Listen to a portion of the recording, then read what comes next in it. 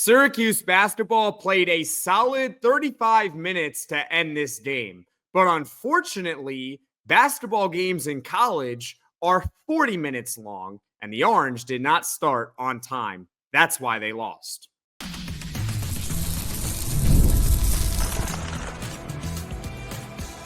You are Locked On Syracuse, your daily podcast on the Syracuse Orange, part of the Locked On Podcast Network, your team every day.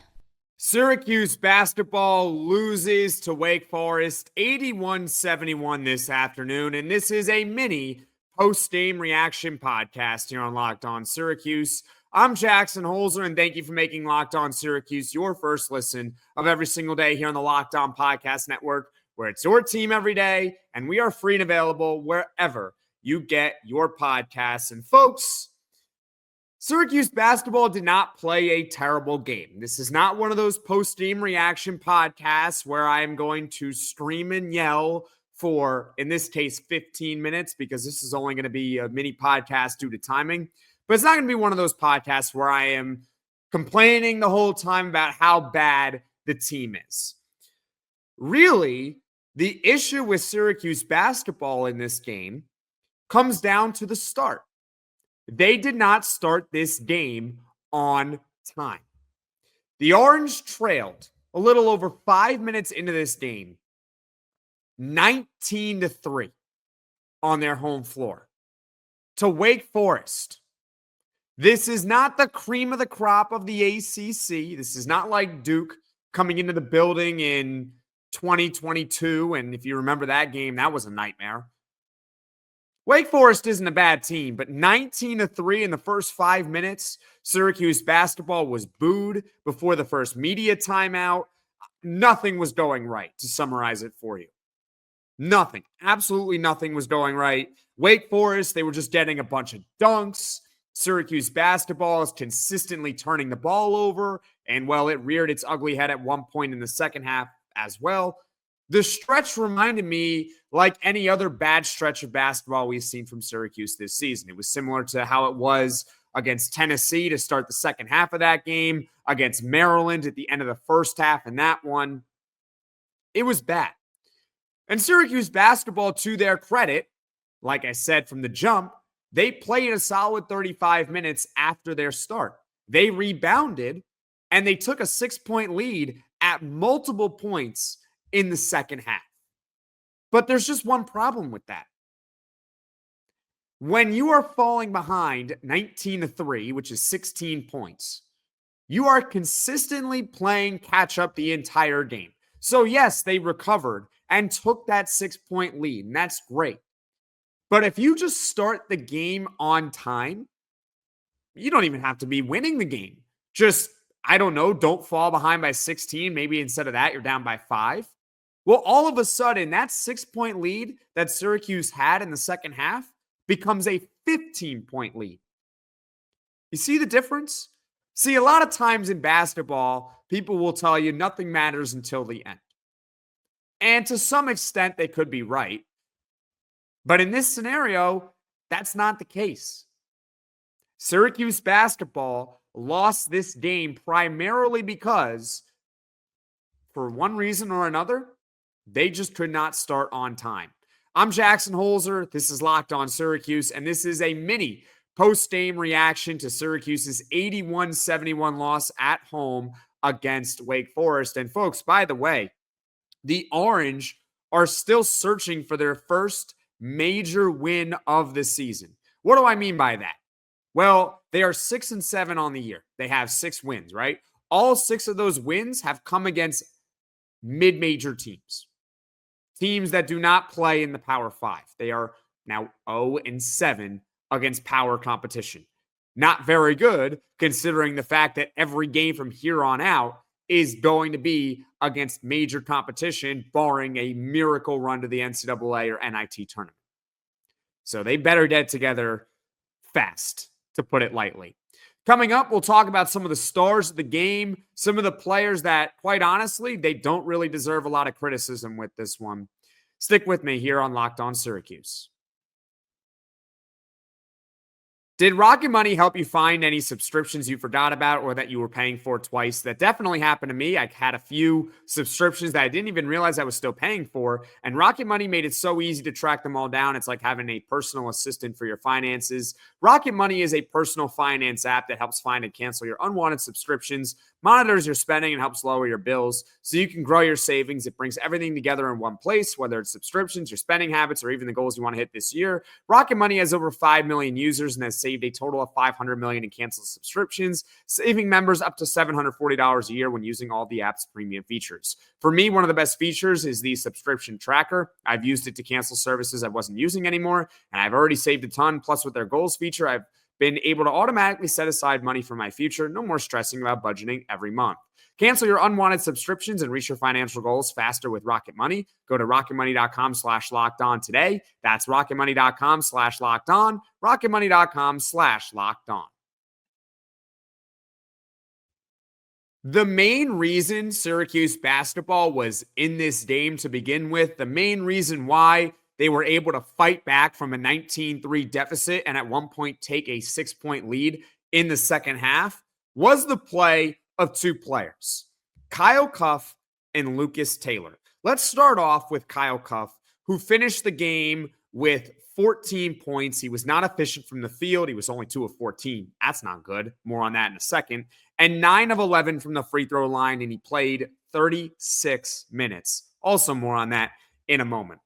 Kyle Cuffe scored 13 points in the first half, which led all scorers in the game.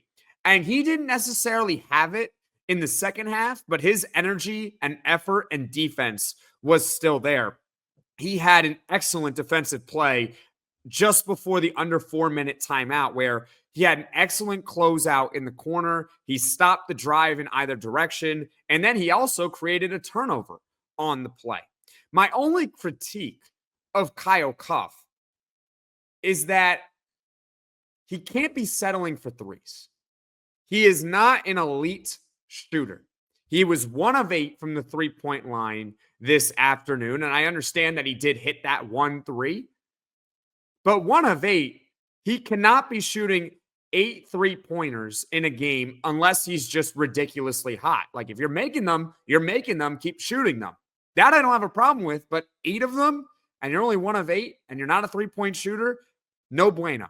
He had a three-pointer that was blocked in transition that I felt that he rushed. Instead, it would have been better, in my opinion, to attack the basket because that was what was making Kyle Cuffe effective. It was when he was attacking the basket, drawing fouls. He drawed, according to the broadcast, at least 8 fouls in this game. So Kyle Cuffe going forward, he's got to attack the basket.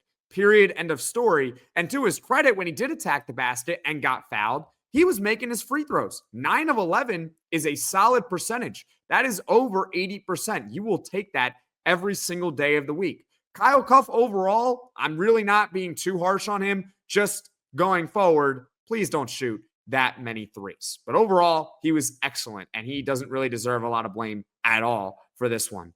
The other guy was Lucas Taylor. Fantastic performance, maybe the best game he's played this season. He tied the Syracuse lead in scoring with Jaquan Carlos. They each had 16 points. Lucas Taylor was 6 of 11 from the field and 3 of 7 from the three-point line. The thing that is encouraging with Lucas Taylor is the shooting. And it's not just this game, it's now the past 3 games. He is starting to get hot from deep. He is now 8 of 17 from the three-point line. That's 47% from the last 3 games. So he's getting better this season. When Lucas Taylor is scoring 16 points for you and Kyle Cuffe is scoring 14, they combine for 30. And Jaquan Carlos also scores 16. So those 3 players combined for 46 points. And yet the Orange still lost. That is unbelievable to me. How do you lose a game where those 3 players are giving you over 15 points on average each? Heck, if those 3 players gave you 15 points combined, you would have a decent chance of winning the game. I will make a bet with you right now that they will not combine for 46 points again in a game this season. Once again, talking about Jaquan Carlos, Kyle Cuffe, Lucas Taylor. say what you want about those guys. They've all at times deserved their fair share of criticism. They were not the reasons why the Orange lost this game this afternoon to Wake Forest, 81-71.